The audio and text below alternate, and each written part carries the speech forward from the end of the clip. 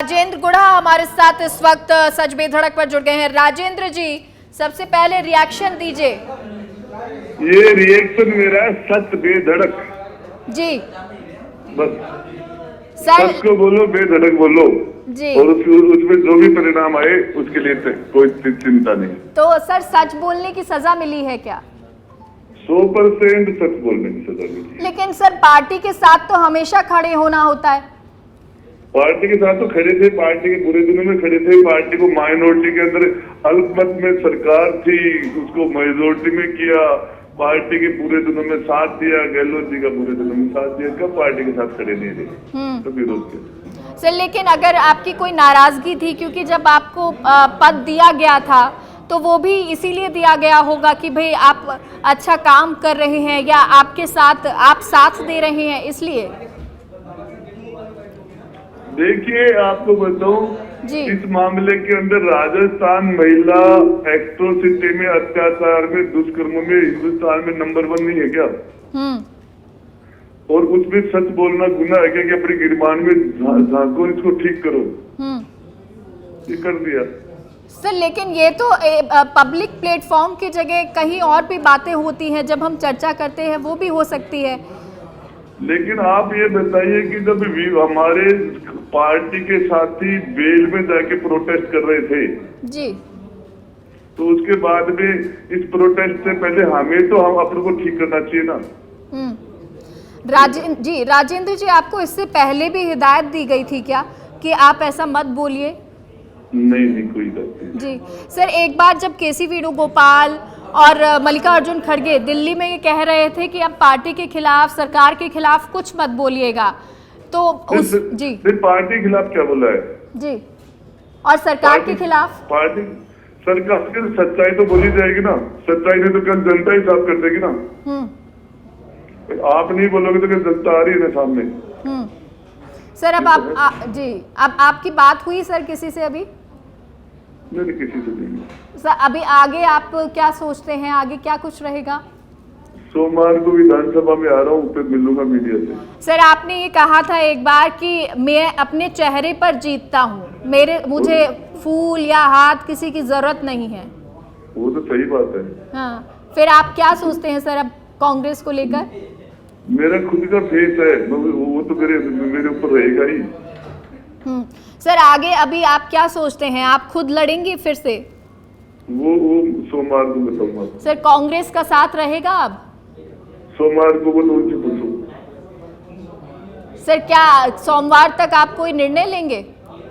निर्णय तो क्या, जो सोमवार को विधानसभा चल रही है वहां आ रहा हूँ, फिर बात करूंगा। अच्छा सर, अभी कोई निर्णय लिया है आपने? नहीं, निर्णय कुछ लेने की जरूरत ही नहीं, चुनाव तो लड़े गई। चलिए सर, बहुत बहुत शुक्रिया सच बेधड़क के साथ जुड़ने के लिए। और राजेंद्र गुढ़ा, जिन्होंने 2 शब्द बोले जब उनसे ये पूछा गया कि आपको मंत्री पद से हटाया गया, उन्होंने कहा सच बेधड़क, सिर्फ 2 शब्द। और उन्होंने ये साफ किया कि वो जो उन्होंने बोला उससे उन्होंने ये साफ कर दिया कि मैंने ये सब बोला है जो सही बोला है, इसीलिए ऐसा किया गया है। हालांकि अब राजेंद्र गुढ़ा सोमवार को विधानसभा में आकर क्या कुछ कहेंगे, ये देखना होगा। विधानसभा का सोमवार का दिन बहुत खास जाने वाला है, क्योंकि ये राजेंद्र गुढ़ा ही हैं जो अपने बयानों के लिए जाने जाते हैं। सच बेधड़क पर बोले बर्खास्त मंत्री राजेंद्र गुढ़ा, मैं अपने बयान पर कायम हूं, मुझे सच बोलने की सजा मिली है, मैं सोमवार को विधानसभा आ रहा हूं, मैं ज्यादा चिंता नहीं करता। उन्होंने कहा कि मैं अपने बयान पर कायम हूं।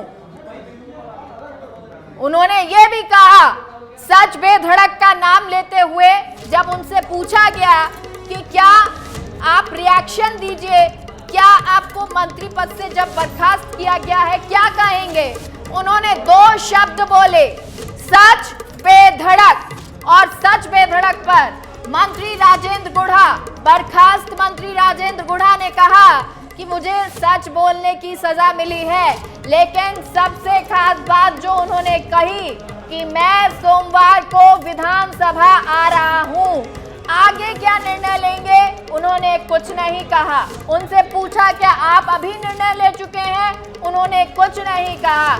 आगे कांग्रेस का साथ देंगे, इस पर भी उन्होंने कुछ नहीं कहा। उनसे पूछा गया कि आप अपने फेस पर हमेशा लड़े हैं, इस बात का जिक्र बयान आपने दिया है, इस पर भी राजेंद्र गुढ़ा ने कहा कि ये बात तो सही है, मैं अपने फेस पर ही लड़ता हूं, मुझे किसी के साथ की जरूरत नहीं है।